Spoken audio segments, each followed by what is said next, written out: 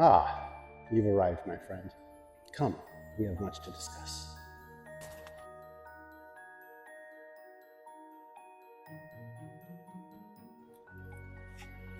Now come on, the path lies this way.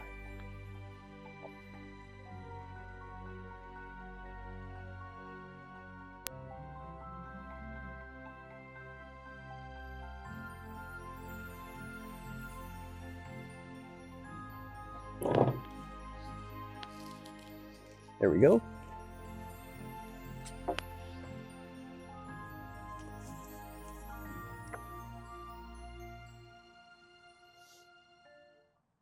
Hey, my friend. I used to not think that magic was real. But some things I've experienced has made me change my mind for the better.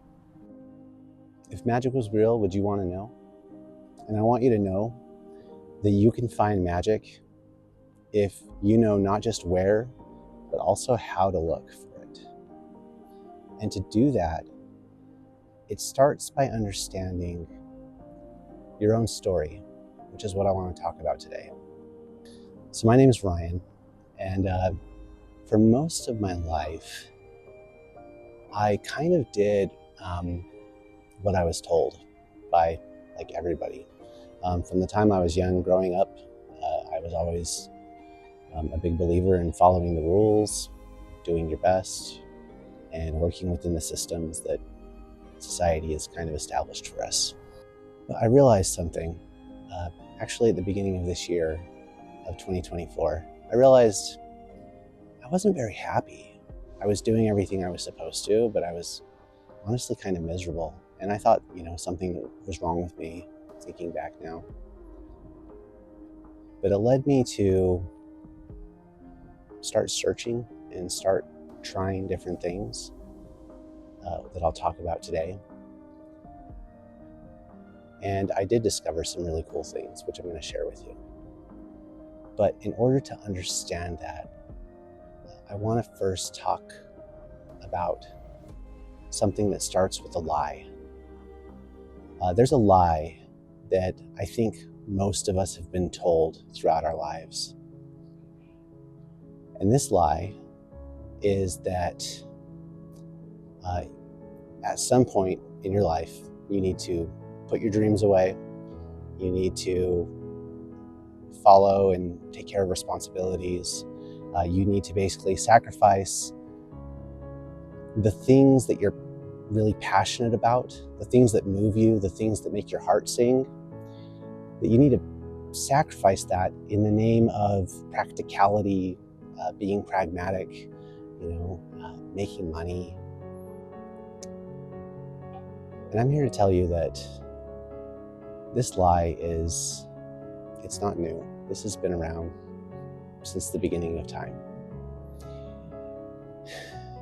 So I remember when I was a kid in school, and I used to create artwork and drawings, and I would also create characters to go with the artwork, and I would create stories to go with the characters.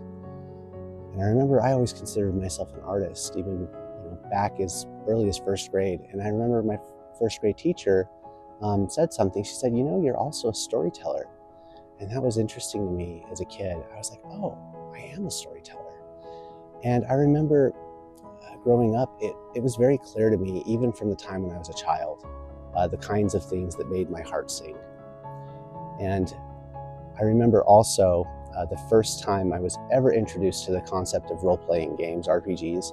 I kind of had a loose concept of them from my experiences playing video games with them. But at the same time, I had a friend show me, and there were elements of tabletop RPGs in there, and I just thought that it was so cool, and I wanted to make my own. And I remember that I got these poster boards, and I drew up these maps, and I created these rule books and notebooks, and I had all these funny, arbitrary rules and whatnot in them. And I, colored and illustrated it, but it was uniquely mine. It was my interpretation of my idea of a role-playing game. And I did that, I think, at the age of 9 or 10.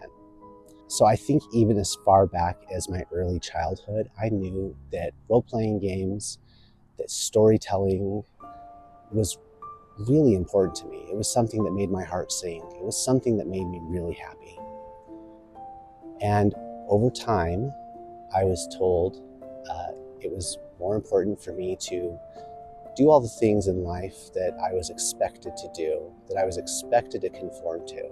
So yeah, things when I was growing up as a teenager, it was time to get a job. It was finish high school.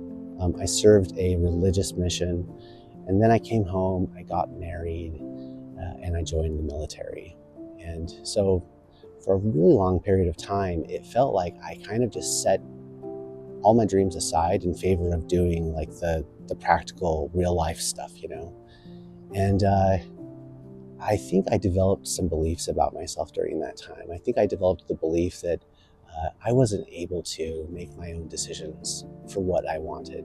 It was better for me to trust what other people thought was best for me. And so I started to believe that lie, that great lie, that we need to set aside our personal story, our personal legend, if you will, in favor of doing the right thing as it's been explained to us from somebody else. In doing all this, that leads me to the beginning of this year of 2024. And I found myself in a state of depression. I was really miserable. I was asking myself why, what is the point if I've done everything I'm supposed to do? Why do I feel this way? There's got to be more to life than this, is what I was feeling. And I remember at the time when I really things started changing. I stopped doing a lot of the things that I had previously thought I enjoyed doing. And I felt that I was kind of undergoing like a reset in a way. The story gets better. I've already explained this in one of my other videos, but through some recovery and self-care, I did come across solo role-playing, and that led me to understand that there were different ways that you could play role-playing games, that you could play D&D in lots of different ways. You could play by yourself, you could play with a group, you could play with just you and one or two other people. And it unlocked something in me. It unlocked my creativity, for one thing, but it also helped me to realize that things aren't always one way or the other. Things aren't always necessarily the way that we've been told they are throughout our entire lives. So discovering the magic of role-playing games again as an adult, discovering the magic of old school role-playing, of solo role-playing, discovering the magic of creative power and what that does when you start creating things, all of that kind of combined together, and I feel like something changed inside of me. And I started listening to myself a lot more. I started listening to my heart. I started listening to my inner voice, and I started listening to what makes my heart sing. And I want to share that with you because I feel like I discovered my purpose. I feel like I started following my heart, and it started leading me to places that just created joy within my life. And having those changes happen inside of me started to change things around me for the better. And this is really the magic that I'm talking about, the magic that I want to share with you today. And so that leads me into the next part, which is, how do you unlock magic in your own real life? So if you want to discover your own magic in your life, and you feel inclined to, it is my thought that there are 2 steps, 2 things, and the order doesn't matter, you can do them in either way, that you should try to do and try to recognize so that you can see the magic in your own life. The first thing I've already mentioned, and that's listening to your heart, listening to what your inner voice tells you to do, and being aware of, but not feeling like you have to put that away because of the opinions or what other people tell you to think. And the second part is to realize that your story isn't written yet. Neither is mine. Nobody's story is set in stone. Just because things are a certain way right now doesn't mean that they're always going to be that way. I'm making a video for something. Yep, that's okay. So yeah, realizing that your story isn't written. Because my friend, the secret to unlocking magic in your life is realizing that you get to write your own story. So tell me, what is your story?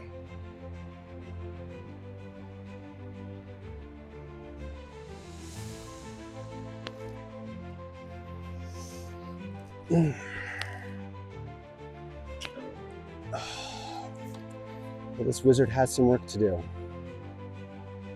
But always remember, wherever you go, there you are.